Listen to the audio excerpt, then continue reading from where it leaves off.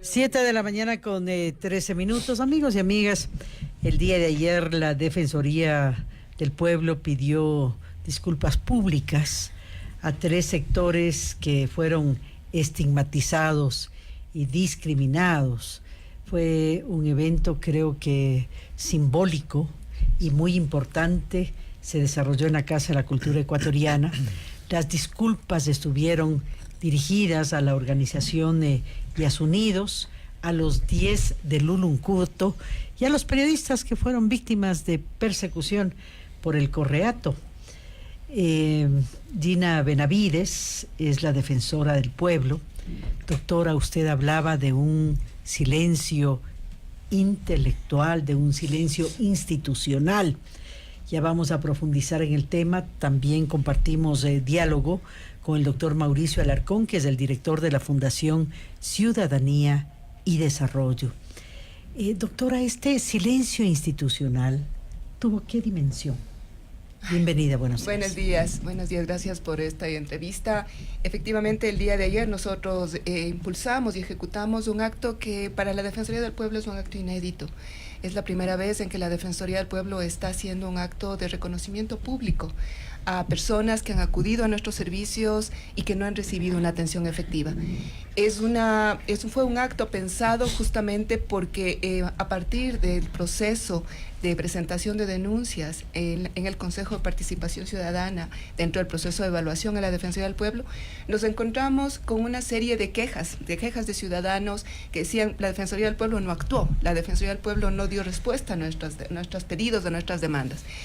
Los casos fueron remitidos a la Defensoría del Pueblo y a partir de ello estos 59 casos han venido entrando en un proceso de revisión. A ver, revisemos los expedientes, tanto físicos como el sistema SAT, que es un sistema electrónico. ¿Y qué encuentran ustedes? Encontramos en algunos de los casos efectivamente paralización, falta de respuesta efectiva y en otros casos silencios institucionales, que son los que más nos han llamado la atención.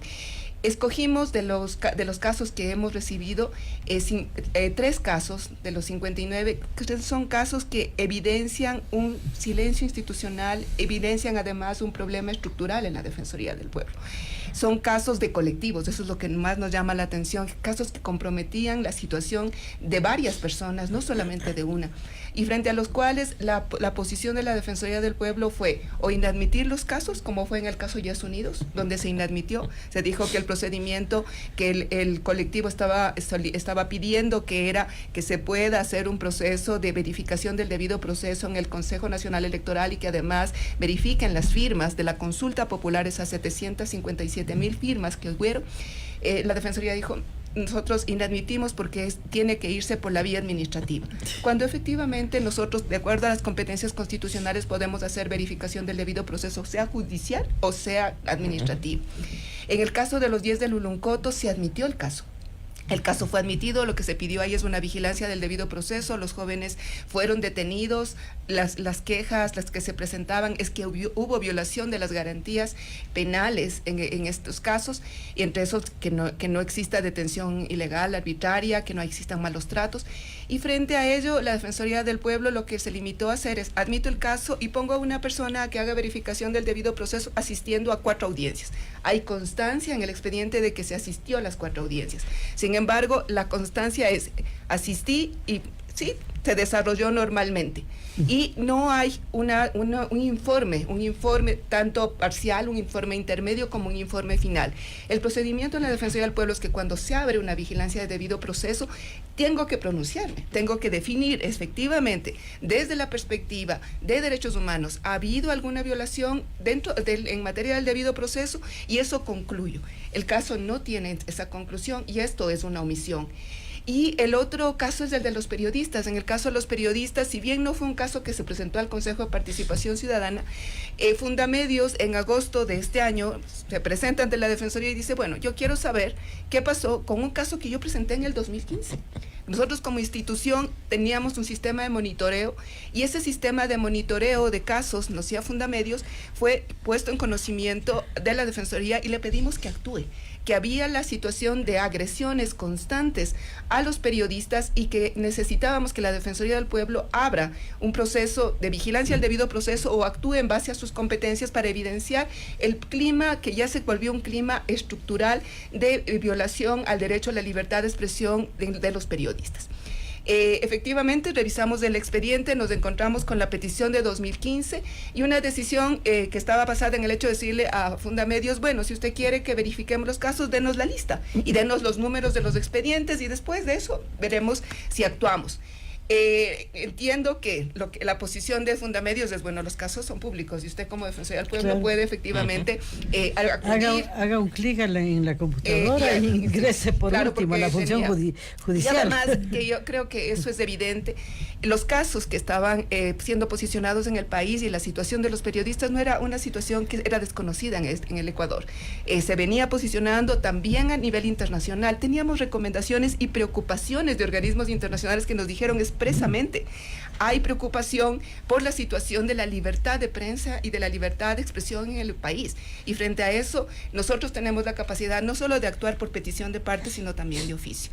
Sin embargo, no se actuó y en el 2017 Fundamedios vuelve nuevamente y presenta y dice, tengo más de 2,000 casos, tengo un sistema de alertas, estas alertas se han prendido por casos de agresiones específicas, de estigmatizaciones a los periodistas, de enjuiciamientos a periodistas y también por muertes de los periodistas. Frente a eso, la Defensoría del Pueblo lo que hace textualmente, y esto es lo que nos llamó la atención, lo que hay una resolución breve y lo que nos dice es que muchos de estos casos estarían prescritos y por tanto sería inoportuno y restaría credibilidad institucional. O sea, frente a esto no vamos a abrir ningún expediente, no creemos eso, y a las causas, muchas de estas estarán ya camino a que prescriben y no, eso nos resta credibilidad institucional y es paradójico porque lo que más bien les hubiera dado la Defensoría credibilidad es abrir. Y aquí la pregunta es, obvio, puede ser que en algunas causas estaban por prescribir, pero la Defensoría del Pueblo tiene otras competencias más allá de la vigilancia del debido proceso. Se podría haber abierto un proceso de investigación defensorial por un problema estructural. Creo que en el caso de los periodistas es evidente que se creó en el país un ambiente de sistemática violación y restricción a los derechos de la libertad de expresión. Y frente a esto, la Defensoría del Pueblo, como muchas defensorías en la región, lo que tiene es la competencia de poder abrir informes temáticos, informes que hacen un análisis no tanto del caso a caso, sino de la situación estructural. Entonces, ante eso sí nos llamó la atención y por eso el acto de disculpas públicas quería hacer esto, una expresión simbólica, moral, de restitución y de reconocimiento a cada una de las personas de estos grupos que vieron en la Defensoría del Pueblo limitada, cerrada una puerta para que efectivamente sus demandas en relación a posicionar los casos, sus situaciones, estén cerradas. Y la idea para nosotros es, queremos una defensoría que sea oportuna, que tenga voz, que se pronuncie efectivamente. Ya vamos a profundizar en cuáles son las alternativas frente a este silencio institucional que finalmente tuvo repercusiones. Esto evidenció que en la vida del país, en la vida del pueblo, en las víctimas de esta violación constante de los derechos y libertades, doctora Alarcón. Buen día, Carmen. Buen día, Andrés. Un gusto compartir este espacio con Gina.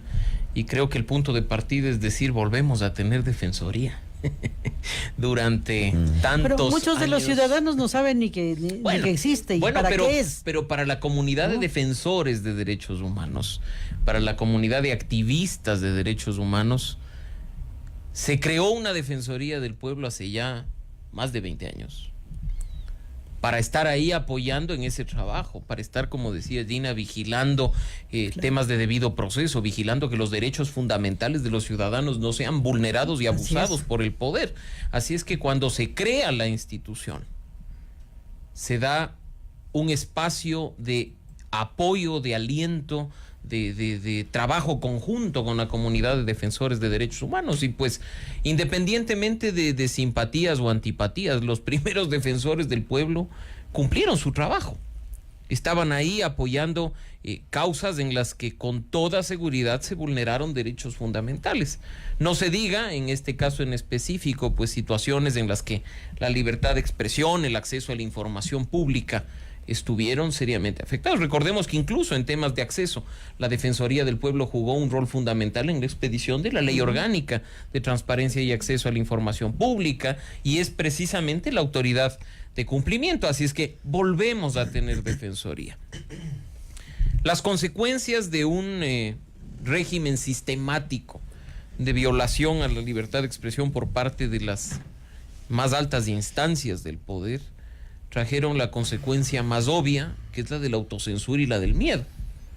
Si uno ve que agreden a los periodistas, ya no solo en medio de su ejercicio profesional, sino incluso en sus actividades diarias, por el único hecho de ser periodistas, pues la gente empieza a ocultarse, la gente empieza a cuidarse, empieza incluso a tapar el sello profesional de periodista y a tratar de esquivar a los ciudadanos. Eso en el ámbito regular. En el ámbito profesional, autocensura. No topemos de estos temas porque nos van a meter en problemas. ¿No viste cómo le mataron a ese periodista que investigaba demasiado? Y en ese sentido, pues efectivamente, en el año 2015, inicialmente, se presentó a través de Fundamedios una petición a la Defensoría del Pueblo para que revise ciertos casos que incluso habían destacado por sobre las agresiones sistemáticas y permanentes, en las que incluso se había atentado contra la vida de periodistas y comunicadores, casos que además a nivel de fiscalía se encontraban en total impunidad. Y la respuesta fue el silencio. O sea, porque por último, que me inadmitan, que me nieguen, pero que me entreguen algo. No que le tengan a uno tonteado durante años sin entregarle siquiera una respuesta. Y no es el único caso. En este momento, por supuesto, en este espacio de más que de disculpas públicas, yo diría de reconocimiento de una política sistemática de violación de derechos humanos, se están topando tres temas que ya los ha mencionado Dina: el caso de los Yasunidos, el caso de los 10 del Uluncoto y este caso de periodistas, comunicadores y medios de comunicación. Pero hay mucho más. Y eso es quizá lo que preocupa. Porque no estamos hablando de hechos aislados y casos en los que quizá por animadversión la Defensoría del Pueblo en los últimos años le hizo el quite, sino que estamos hablando igual de una política sistemática de denegación de defensa de derechos. Porque bueno, suerte de aquellos que pueden recurrir a una organización de derechos humanos y pedir apoyo. Suerte de aquellos que pueden encontrar en una clínica jurídica de una universidad el apoyo para litigar la causa interna y después llevarla al sistema interamericano. Pero aquellos que quizá ven a la Defensoría del Pueblo o vieron en la Defensoría del Pueblo a su única boya de salvación, quizás recibieron exactamente lo mismo que recibimos muchos de nosotros: el silencio. Ahora bien, doctora Benavides, si bien es un gesto muy importante en términos de mensajes directos de lo que se quiere restituir, parecería insuficiente a propósito de algunas opiniones. Por ejemplo, la de Fernando Villavicencio. En un tuit él menciona: a mí no me consuelan con disculpas, la persecución en mi contra y en contra de mi familia se paga con justicia, ¿entendieron? Justicia, aquí no habrá perdón ni olvido. Es decir, creería que por ahí va la línea de muchas personas que se sintieron violados en sus derechos, ofendidos, en fin, y ese sería el camino, ¿no? Así es, no, y efectivamente los procesos de restitución de derechos, si bien tienen en las disculpas públicas un primer antecedente, tienen que necesariamente ir acompañados de acciones concretas. Nosotros hemos optado por las disculpas, y que no es un mero discurso, no es que ayer fuimos y solamente dijimos disculpas. Estas disculpas están puestas por escrito y están en una resolución que fue entregada a cada uno de los grupos, y esta resolución, además de las disculpas, tiene otros componentes. Primero, se reconoce el trabajo que venían haciendo las personas, se reconoce la actividad, esto se valora esto, y esto es importante porque después de una época de estigmatización, de discriminación, de exclusión, de incluso incluso una presentación pública negativa ante los medios de comunicación, ante la sociedad de cada uno de estos grupos. Esto es importante.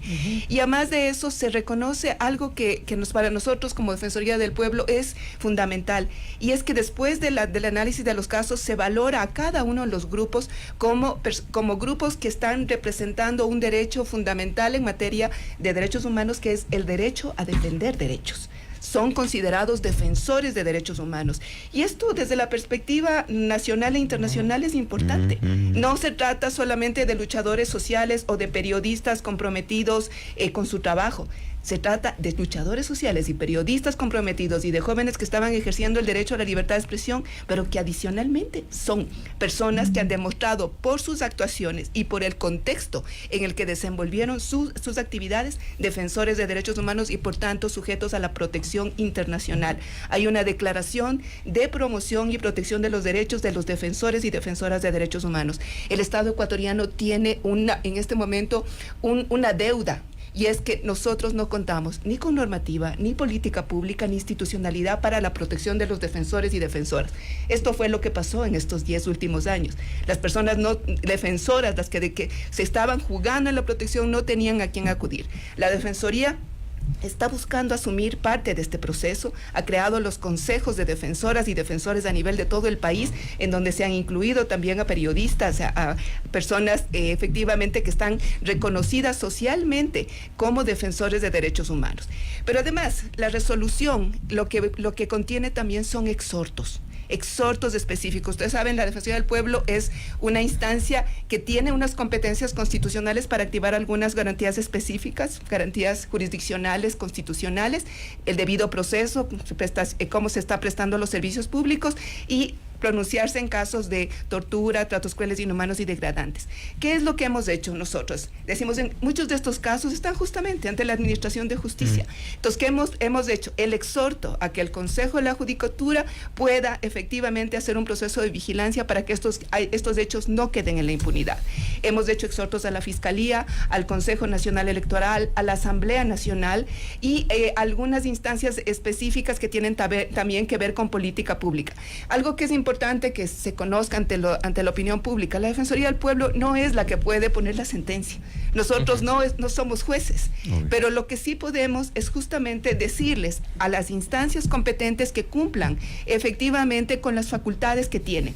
Esto es fundamental. La Defensoría del Pueblo es una instancia del Estado que controla al Estado, que le está siempre recordando al Estado cuáles son sus competencias constitucionales, los compromisos que ha adquirido a nivel internacional y que los active. Eso es lo que hacemos y eso es lo que a través de la resolución estamos haciendo. Doctor Alarcón, también con este gesto, concretamente con los 10 del Uluncoto, se reivindica el derecho a reunirse, a hacer política, porque básicamente estos estaban conversando, efectivamente, haciendo política, y es un derecho inalienable de los ciudadanos y que no sean estigmatizados como terroristas por ese tipo de actividad.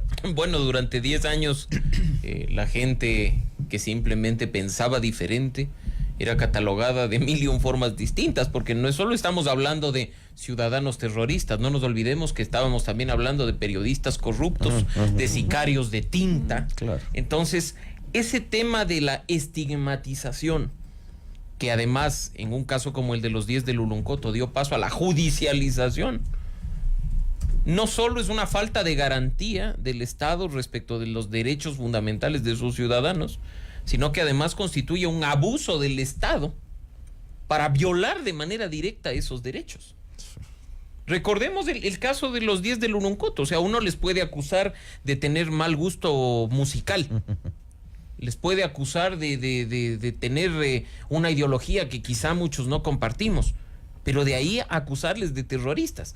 Y además, los que tuvimos el gusto, por así decirlo, de revisar ese proceso, era gracioso que las pruebas que se adjuntaban, y esto no es mentira, era música de Silvio Rodríguez, un afiche del Che Guevara, el manifiesto, ¿no?, comunista. Cuando en el discurso se cantaba. En el No, oficial, pero es que quizá las voces melodiosas del ex canciller Patiño y del ex presidente Correa eran las que les gustaba y nada más.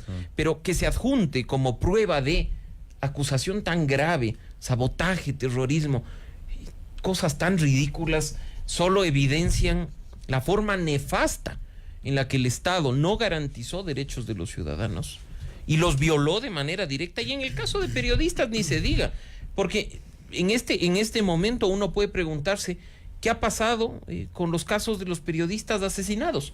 Porque al inicio, cuando se trabajaba este tema de defensa de libertad de expresión, en los foros internacionales siempre nos decían, ay, pero en Ecuador no matan periodistas como en México o en Honduras. Y por supuesto, tenemos la suerte de que acá no contabilizamos periodistas por día o por semana, como pasa en esos países. Pero hay casos. Hay casos de fotoperiodistas asesinados por investigar temas que les resultaban incómodos a ciertos grupos de poder. ¿Qué pasa con el caso de Fausto Valdivieso, que extrañamente muere en unas circunstancias no aclaradas, vísperas de hacer una denuncia formal de corrupción en un canal que estaba en manos del gobierno nacional? Entonces, por último, si nosotros somos los equivocados, si la comunidad de defensores de derechos humanos está equivocada, y efectivamente los 10 de Luluncoto eran terroristas o estos periodistas eran corruptos, pues que una justicia independiente lo determine. Y ese es quizá uno de los problemas que enfrentamos, Carmen, porque además estuvimos acostumbrados en todos estos casos a escuchar al mandamás de turno a través de una sabatina decirles a jueces y fiscales cómo él esperaba que actúen. Y extrañamente ordenaba el sábado y actuaban el lunes. Y en esa circunstancia de violación de derechos, una vez más, uno buscaba esa boya de salvación en la Defensoría del Pueblo y recibía el silencio absoluto. Ahora, doctora, como decía el doctor Alarcón, todo esto fue parte de un sistema, fue sistémico en nuestra sociedad. ¿Cómo desmontar entonces todo el sistema? Porque el marco legal, la estructura sigue ahí. Así es. Algo con lo que yo me he topado en la Defensoría del Pueblo es justamente esto, en la conformación de una estructura normativa, una estructura institucional y una estructura incluso en la cultura de los funcionarios de mantener una línea no independiente y autónoma. Esto es algo que a mí me preocupa, se siente en la Defensoría del Pueblo. Yo entré a la Defensoría del Pueblo y lo que me topé es con un ministerio. Yo no me topé con una institución autónoma, independiente, como efectivamente me dice la Constitución. La Constitución dice la Defensoría del Pueblo es una instancia que tiene independencia administrativa, financiera, organizacional, es parte de la función de transparencia y control. Y cuando llego y me encuentro con una estructura institucional que se asemeja al ministerio, y así me tratan, como que fuera el ministerio. Entonces empiezo a recibir comunicaciones de los otros ministerios para que yo pida cuentas, para que yo rinda cuentas. Entonces yo digo, a ver, o sea, aquí estamos un poco al revés. Yo debo pedir esta información, yo puedo coordinar con los ministerios, pero además no coordinar porque se me llama, por ejemplo, a instancias donde me dicen, venga, defina política pública con nosotros porque usted también es de Estado. Entonces yo he tenido que ir cambiando en la práctica y decirles, puedo ir, pero yo voy y entro a supervisar esto, entro a generar un proceso de control para ver si la política pública que ustedes están emitiendo, si los proyectos de ley también que se están presentando, son proyectos que están adecuados efectivamente al marco constitucional y al marco de las obligaciones internacionales. Entonces ha sido muy, muy complejo porque efectivamente tengo resoluciones emitidas donde se ha restringido las capacidades de la Defensoría y la competencia para actuar en algunos casos. Tengo una estructura vertical. Desde todos mis delegados provinciales, todos los directores, todo el tiempo me piden, a ver, díganos y la directriz, díganos cómo hacemos, cómo opinamos en este caso. Entonces yo digo, cada uno de los funcionarios aquí tiene criterio y cada uno de ustedes tiene que hacer un ejercicio de la autonomía para determinar con argumentos sólidos en materia de derechos humanos cómo actuar. Pero lo que me explican es que me decían, no, es que nosotros siempre antes teníamos que llamar y nos daban la orden desde Quito para saber cómo resolvemos. Entonces, es un proceso complejo. Yo quiero en esto también decirlo ante la opinión pública. Estoy 4 meses. Esto va a determinar más tiempo. Hay una estructura que fue montada para someter a la Defensoría del Pueblo a los condicionamientos en ese momento, y es una opción política. Cada uno de los defensores puede optar. No es lo adecuado. No, para mi forma de ver, cuando uno pierde independencia y autonomía, deja de ser institución nacional de derechos humanos. Entonces, esto estamos trabajando al momento actual. La Asamblea Nacional ha retomado un proyecto de ley orgánica de la Defensoría del Pueblo que se presentó hace 4 años. Hemos tenido que hacer ajustes a ese proyecto, un proyecto eminentemente reglamentario que lo que buscaba es ya acentuar con visos de ley el procedimiento que se venía teniendo, ese procedimiento no autónomo. Entonces, hemos hecho observaciones de la Asamblea, está el proyecto justamente el día de mañana, entra a discusión en la comisión, esperamos que vaya a segundo debate, y en ese proyecto hemos puesto varias disposiciones que nos permiten efectivamente tener esta autonomía administrativa, financiera, esta autonomía que nos permite tener palabra. Esta autonomía que nos va a hacer que nos posicionemos como una instancia que incluso le puede decir a cualquiera de las funciones, no estoy de acuerdo, y lo hago argumentadamente. Esto es difícil. Yo he sentido esto, el peso de la institucionalidad cuando me dicen, estoy yendo a un operativo, por ejemplo, que hubo cuando recién casi me posicioné en relación a los migrantes, lo que me decían es, pero ¿por qué usted hace eso si usted también es Estado? Usted debe estar colaborando con nosotros. Yo dije, no tengo que hacer eso.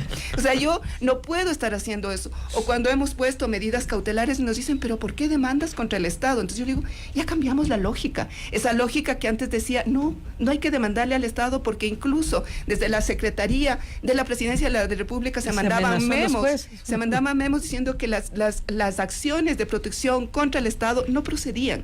Entonces, yo creo que estábamos tratando de cambiar, de hacer un proceso de reinstitucionalización desde la Defensoría y esperamos que desde las otras instituciones del Estado, para que cada uno comprendamos nuestros roles y que el sentido que tiene la democracia de tener pesos y contrapesos efectivamente tenga vigencia, porque eso es lo que nos va a permitir incluso controlar los excesos que se tienen en el poder. Y esto es algo fundamental. El poder, efectivamente, hay que ejercerlo, pero el poder puede a uno llevarle a cometer errores y excesos, y es importante que en este sistema de contrapesos hay instituciones que digan, esto no está bien, esto tiene que cambiar, y que esa voz sea respetada, y que además de esa voz se exprese, porque si la voz no asoma, no se expresa, no tenemos efectivamente ya una real democracia. O si está subsumida al poder, pues pierde su espíritu y su misión, ¿no? Así es. Doctor Alarcón, ¿qué pasa y cómo hacer? Pues, a ver, si se dice que está allí la estructura, sí, el cambio de actitud demanda procesos también. Creo que demanda procesos incluso en la convivencia social. Fueron 10 años muy fuertes de abusos, de arbitrariedades, que pasaron a ser parte de la cotidianidad. Qué complicado, doctor. ¿Qué hacer? Toda una generación ha crecido en el país con una visión diferente de lo que son los derechos humanos. Y eso es gravísimo. Toda una generación ha crecido viendo un concepto diferente de lo que es la libertad de expresión. Teniendo miedo, como mencionaba Andrés hace un momento, de reunirse para que no le acusen de terrorista.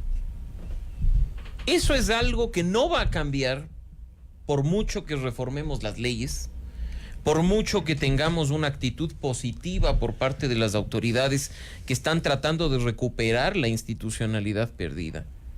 Eso solo cambiará de manera real cuando los ciudadanos empecemos a trabajar en la reconstrucción de nuestra sociedad. Empecemos a vencer esa polarización tan nefasta que durante 10 años fue la tónica general. Empecemos a vencer la estigmatización que se ha quedado profundamente arraigada en algunos corazones y mentes de este país. Y empecemos a educar a los ciudadanos en lo que en realidad son los derechos fundamentales, en lo que en realidad es la libertad, para que a partir de esos conceptos empecemos la reconstrucción real del Ecuador. Ese es quizá el reto más grande. Y un punto, porque yo entiendo que hay ciudadanos desesperados porque este país se recupere y quisieran ver que las cosas cambien con un chasquido de dedos, pero siempre procuro yo usar un símil. Uno puede destruir una casa en un día, reconstruirla toma años, y estoy hablando físicamente. Lo que se destruyó en este país durante 10 años difícilmente se va a reconstruir en 4 meses. Como decía Gina, hay que destacar la voluntad de funcionarios como la defensora del pueblo encargada, que está trabajando de manera decidida para recuperar algo que se perdió. Pero meses son insuficientes. Esperemos que las autoridades definitivas, que además provengan de procesos realmente transparentes y respetuosos de la Constitución, porque más allá de que nos guste o no nos guste, es la norma vigente, continúen trabajando de manera decidida hacia la recuperación de un Estado de Derecho, hacia la recuperación de una justicia independiente, pero por sobre todo hacia la recuperación plena e integral de los derechos y garantías de los ciudadanos que tan vulnerados fueron en los últimos 10 años. Y también como sociedad debemos de emprender estos procesos, pues.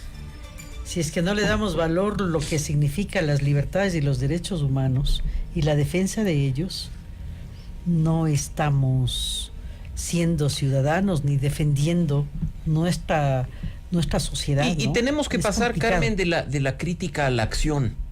Yo comprendo que para muchas personas quizá este pedido de disculpas públicas resulte insuficiente. Es el inicio, y como bien ha señalado Dina, las resoluciones defensoriales que fueron entregadas el día de ayer contienen exhortos. Y es más que un exhorto, porque el término puede resultar chocante, es una invitación a que otras autoridades se sumen y actúen como corresponde para resarcir los daños hechos durante el último tiempo. Entonces, pasemos de la crítica a la acción. Y por último, si lo que se está alcanzando es insuficiente, creo que ahora hay una voluntad real de diálogo y de construcción como para sentarse con esas autoridades que tienen voluntad y empezar a reconstruir, insisto, lo que durante tanto tiempo lo destruyeron y de manera permanente. Yo agregaría dos cositas nada más en esto. En relación a los exhortos del día de ayer, estuvieron como invitados de honor y como testigos de esto representantes de la Asamblea Nacional, también del Consejo de la Judicatura y el Consejo de Participación Ciudadana. Invitamos también a alguien del Consejo Nacional Electoral. Lastimosamente tuvieron una reunión del Pleno y no pudieron llegar. Pero invitamos justamente a las instituciones que eran claves y para comprometerles públicamente, y de hecho lo hicieron en un discurso específico que dieron cada uno de ellos para acoger la resolución y mirar efectivamente a partir de sus competencias qué se podría hacer. Y también el tema que ha salido, que es fundamental. La vigencia de los derechos humanos no se da por decreto ni por ley. La vigencia de los derechos humanos se adquiere a partir de la conciencia ciudadana, de la apropiación que las personas tengan y del conocimiento de sus derechos y de los mecanismos para la exigibilidad. Y de eso se trata, de que efectivamente en el Ecuador los derechos humanos sean efectivamente asumidos por las personas y puedan ejercerlos. Tenemos una década que yo siento mucha preocupación en el que el autoritarismo ideológicamente creó una forma de pensar de mucha gente por la cual se justificaba incluso todas las limitaciones a los derechos de los otros. Yo he visto con preocupación, por ejemplo, las expresiones que han salido en torno a las personas no nacionales. Entonces uno ve el crecimiento de la xenofobia, o sea, porque uno dice, en este país, que es un país que proclama la ciudadanía universal, ¿por qué eso? He visto en el caso de Mascarilla, expresiones de racismo, o sea, frente a la población afrodescendiente. He visto frente al caso de Satia, un caso efectivamente que discute el tema de las opciones sexuales, que hay expresiones de homofobia, y creo que eso tenemos que cambiar como sociedad, el que podamos convivir, el que podamos creer en el derecho del otro, en los deberes que tenemos mutuamente, y que podamos construir una sociedad que desde la lógica de derechos humanos debe estar basada en el respeto hacia el otro y en la consideración y la promoción de los derechos de toda la sociedad. Bien, muchas gracias, doctora Gina Benavides, y muy gentil al doctor Mauricio Alarcón por habernos acompañado. 7:45, un breve paréntesis, y ya retornamos. Vamos a analizar la 73 Asamblea de la ONU. Estará con nosotros el doctor Marcelo Fernández de Córdoba y el doctor Esteban Santos. Ya venimos, no se vaya, esto es Noti Hoy.